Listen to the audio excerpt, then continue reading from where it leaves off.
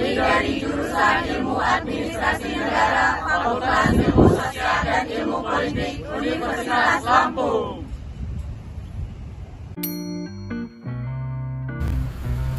Hai teman-teman, coba perhatikan di lingkungan kehidupan kita sehari-hari, baik dalam kehidupan ekonomi, politik, sosial, demokrasi, keamanan, pertahanan, yang masih ada sangkut pautnya dengan kebijakan publik, bisa di dalam tingkat nasional, lokal, provinsi, maupun di tingkat internasional.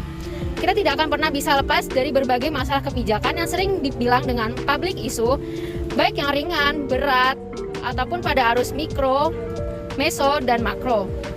Demikian besarnya pengaruh kebijakan publik dalam kehidupan kita, maka tidak heran banyak pihak rekan mahasiswa yang mempelajari serta mengkaji apa sih itu kebijakan publik, apa perannya dalam memecahkan berbagai masalah yang ada di dalam masyarakat. Kita pun sebagai mahasiswa tanpa perlu ragu lagi ikut terlibat. Marilah pertama-tama saya akan mengajak teman-teman semua untuk dapat memahami dengan seksama bagaimana para ahli kebijakan mendefinisikan dan memaknai apa itu kebijakan publik. Kebijakan publik merupakan terjemahan dari bahasa Inggris, yaitu public policy. Berikut beberapa pemaparan dari beberapa ahli.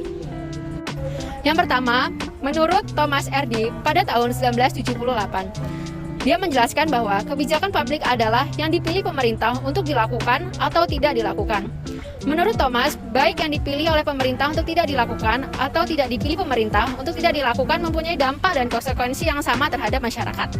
Contohnya adalah ketika pemerintahan Republik Indonesia belum membuat larangan mudik pada saat situasi COVID-19, mempunyai dampak yang sama besarnya kepada masyarakat ketika pemerintahan Republik Indonesia telah membuat kebijakan yang melarang masyarakat untuk mudik.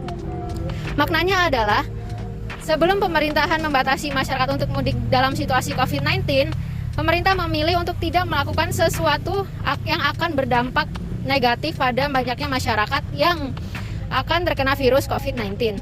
Kemudian, setelah pemerintah membatasi adanya larangan mudik tersebut, pemerintah memilih untuk melakukan sesuatu yang diharapkan berdampak positif. Yang kedua, menurut Larry N. Gerstone pada tahun 2002, kebijakan publik itu bukan hanya tentang serangkaian keputusan, melainkan juga berupa komitmen dan tindakan nyata dari mereka yang terlibat dalam pemerintahan. Berdasarkan definisi tersebut dapat diberikan contoh pada kebijakan tentang adanya perubahan kurikulum pendidikan. Pastilah hal ini menyangkut banyak keputusan tentang visi misi, pendidikan, tujuan, dan sasaran. Pemerintah memiliki tanggung jawab konstitusi untuk mencerdaskan bangsanya, sehingga ia harus mampu membuat kebijakan pendidikan yang baik dengan suatu cara mengubah kurikulum pendidikan. Dari banyaknya pendapat ahli yang telah didefinisikan kebijakan publik, secara singkat, kebijakan publik dapat didefinisikan sebagai tindakan keputusan yang dilakukan oleh pemerintah atau aktivitas-aktivitas yang dilakukan pemerintahan yang sering disebut dengan the action of government sebagai upaya dalam pemecahan atau masalah untuk mencapai tujuan tertentu. Melanjutkan materi yang sebelumnya, di sini saya akan menyampaikan pembahasan tentang pelaksanaan kebijakan publik. Pelaksanaan kebijakan merupakan kegiatan lanjutan dari proses perumusan dan penetapan kebijakan, sehingga pelaksanaan kebijakan dapat dimaknai dengan tindakan-tindakan yang dilakukan oleh individu ataupun kelompok pemerintah yang diorientasikan berdasarkan pada pencapaian tujuan-tujuan yang telah digariskan pada penetapan kebijakan. Hasil evaluasi dari pelaksanaan kebijakan publik menghasilkan dua dampak, yaitu dampak yang diharapkan dan dampak yang tidak diharapkan. Kemudian, Edward III mengidentifikasikan aspek-aspek yang diduga kuat berkontribusi pada pelaksanaan kebijakan publik. Aspek-aspek itu diantaranya adalah kewenangan atau struktur birokrasi, sumber daya, komunikasi, dan disposisi. Selanjutnya ada Sudarsono. Pada tahun 2011, ia menghimpun teori-teori yang berkaitan dengan variabel-variabel yang berhubungan dengan pelaksanaan kebijakan publik. Teori-teori tersebut diantaranya adalah teori Marley S. Grindal, yang menyatakan bahwasannya dalam kebijakan publik memiliki dua variabel besar, yaitu isi kebijakan dan lingkungan implementasi. Kemudian teori yang kedua, teori Daniel Amasmanian dan Paul A. Sabatier. Teori ini menyebutkan ada 3 kelompok variabel yang memengaruhi keberhasilan pelaksanaan kebijakan publik, yaitu karakteristik masalah, karakteristik undang-undang atau kewenangan, dan yang terakhir adalah variabel lingkungan. Dan teori yang terakhir, teori Donald S. Van Meter dan Karl Evan Horn. Teori ini menyatakan paling tidak ada 5 kelompok variabel yang memengaruhi kinerja pelaksanaan kebijakan publik, yaitu standar dan sasaran kebijakan, sumber daya, komunikasi antar organisasi dan peningkat aktivitas, karakteristik agen pelaksana, dan kondisi ekonomi, sosial, dan politik. Baiklah teman-teman semua, di sini Reza akan menjelaskan mengenai dimensi-dimensi kebijakan publik. Berdasarkan beberapa konsep dan sifat tindakan yang berkenaan dengan pelaksanaan good governance, menurut pemahaman penulis, maka pelaksanaan kebijakan dapat diukur atau dievaluasi dengan beberapa dimensi loh. Dalam menentukan pelaksanaan kebijakan yang akan dijalankan, dimensi berperan sebagai tolak ukur untuk mengevaluasi pelaksanaan kebijakan publik tersebut. Dimensi-dimensi kebijakan publik terdiri dari 7 dimensi. Yang pertama adalah dimensi konsistensi, yang kedua adalah dimensi transparansi, yang ketiga adalah dimensi akuntabilitas, yang keempat adalah dimensi partisipatif, yang kelima adalah dimensi keadilan, yang keenam adalah dimensi efektivitas, dan yang terakhir adalah dimensi efisiensi. Yang pertama adalah dimensi konsistensi. Diperlukan dalam pelaksanaan kebijakan yang dilakukan secara konsisten atau tetap dengan berpegang teguh pada prosedur maupun norma yang berlaku. Dimensi konsistensi juga diperlukan dalam menyampaikan informasi, agar informasi yang disampaikan tidak menimbulkan kebingungan bagi pelaksanaan kebijakan, kelompok sasaran maupun pihak terkait.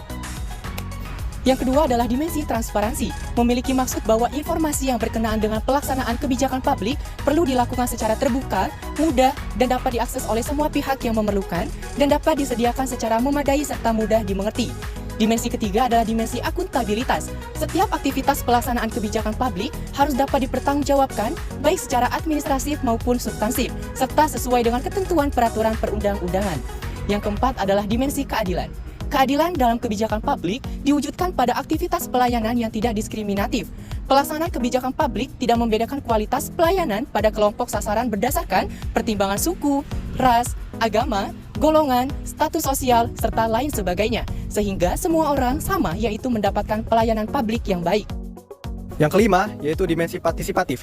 Partisipasi masyarakat adalah keterlibatan dan peran masyarakat dalam pelaksanaan kebijakan. Partisipasi masyarakat di samping menopang percepatan pelaksanaan kebijakan, di sisi lain juga akan berdampak pada proses evaluasi atau kontrol atas kinerja pemerintah dan dapat mampu meminimalisir penyalahgunaan wewenang.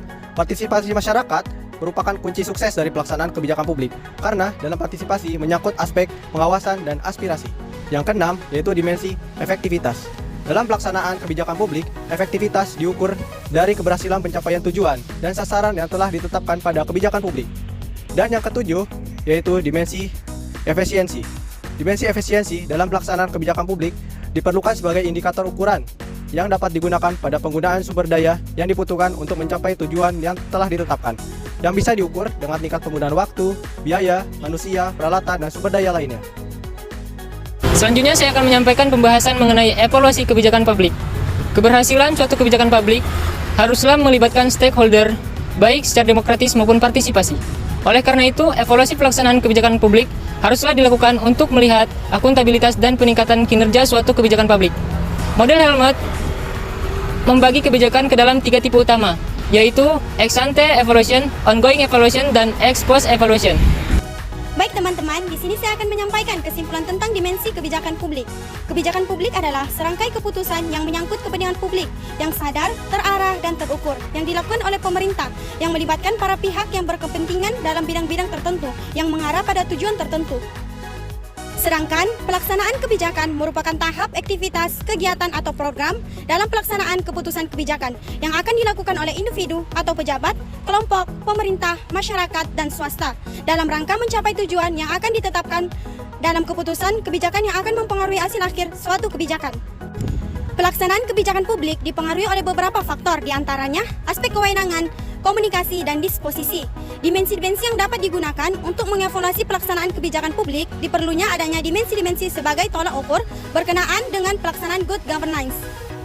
Dimensi tersebut diantaranya konsistensi, transparansi, akuntabilitas, partisipatif, keadilan, efektivitas, dan efisiensi.